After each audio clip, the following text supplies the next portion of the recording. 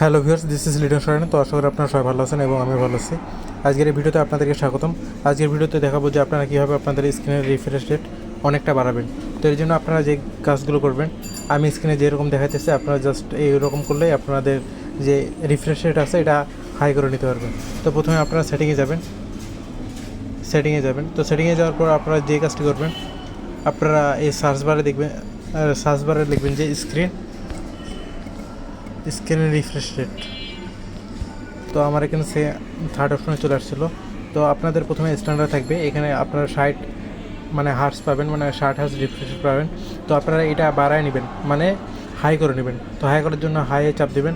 তারপর আপনারা যদি গেম খেলে থাকেন, ফ্রি ফায়ার, পাবজি, এগুলোতে কত রিফ্রেশ রেট নেবেন, আপনার গেম যত রিফ্রেশ রেট যত বাড়বে তত গেমের যে স্মুথনেস আছে এটা অনেকটা বাড়বে।